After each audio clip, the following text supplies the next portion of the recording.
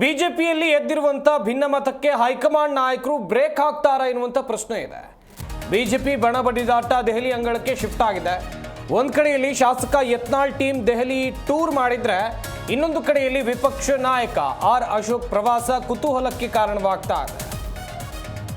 R Ashok ಭೇಟಿ ಕುತೂಹಲಕ್ಕೆ ಕಾರಣವಾಗ್ತಾ ಇರೋದು ಯಾಕೆ ಅಂತ ಹೇಳಿದ್ರೆ, ಈ ಸಂದರ್ಭದಲ್ಲಿ ಹೈಕಮಾಂಡ್ ನಾಯಕರು ಯಾಕೆ ವಿಪಕ್ಷ ನಾಯಕ ಆರ್ ಅಶೋಕ್ ಅವರಿಗೆ ಬುಲಾವ್ ಕೊಟ್ರು ಅಂತ ಹೇಳೋದು.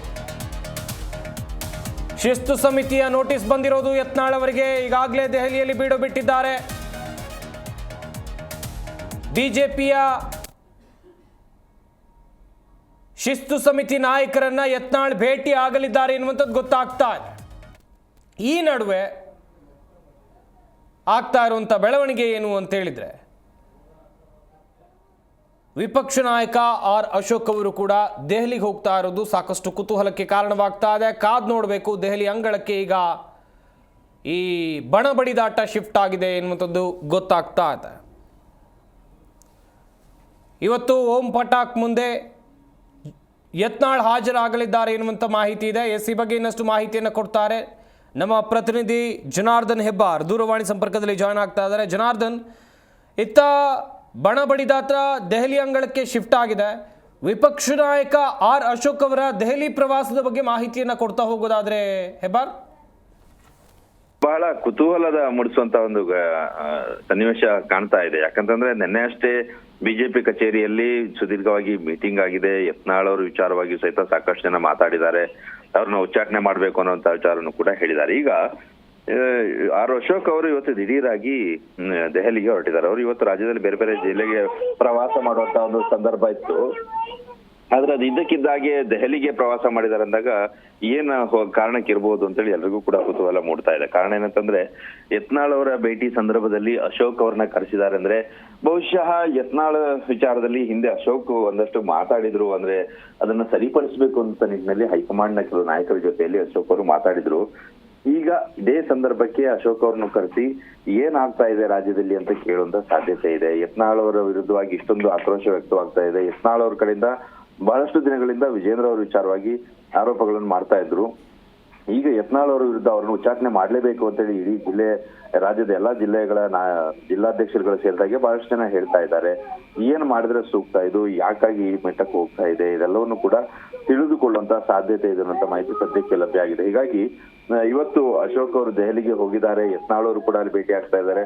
ಬಹುಶಃ ಈ ಒಂದು ಭಿನ್ನಮತಕ್ಕೆ ಒಂದು ತಾರ್ಕಿಕ ಅಂತ್ಯ ಕಾಣುವಂತಹ ಸಂದರ್ಭ ಬಂದಂತೆ ಕಾಣ್ತಾ ಇದೆ. ಒಂದಷ್ಟು ಕಡೆಯಲ್ಲಿ ಅವನ್ನ ಉಚ್ಚಾಟನೆ ಮಾಡಿದ್ರೆ ಪಕ್ಷಕ್ಕೆ ದೊಡ್ಡ ಸಮಸ್ಯೆ ಆಗತ್ತೆ ಅನ್ನೋ ಮಾತನ್ನ ಪಕ್ಷದಲ್ಲಿಯೇ ಕೆಲವರು ಹೇಳ್ತಾ ಇದ್ರು. ಹೀಗಾಗಿ ಇದನ್ನ ಉಚ್ಚಾಟನೆ ಮಾಡೋದು, ಇನ್ಯಾವುದೋ ಕಠಿಣ ಕ್ರಮ ತೆಗೆದುಕೊಳ್ಳೋದು ಮಾಡಿದ್ರೆ ಸರಿ ಹೋಗುವಂತದಲ್ಲ, ಮತ್ತಷ್ಟು ಸಮಸ್ಯೆನೇ ಆಗತ್ತೆ ಪಕ್ಷಕ್ಕೆ. ಹೀಗಾಗಿ ಇದನ್ನ ರಾಜಿ ಸಂಧಾನದ ರೀತಿಯಲ್ಲಿ ಅಥವಾ ಇನ್ಯಾವುದಾದ್ರೂ ಬೇರೆ ಮಾರ್ಗೋಪಾಯದ ಮೂಲಕವಾಗಿ ಇದನ್ನ ಸಮಸ್ಯೆನ ಪರಿಹರಿಸಬೇಕು ಅಂತ ಹೇಳಿ ಹೈಕಮಾಂಡ್ ಕೂಡ ಹೊರಟಂತೆ ಕಾಣ್ತಾ ಇದೆ.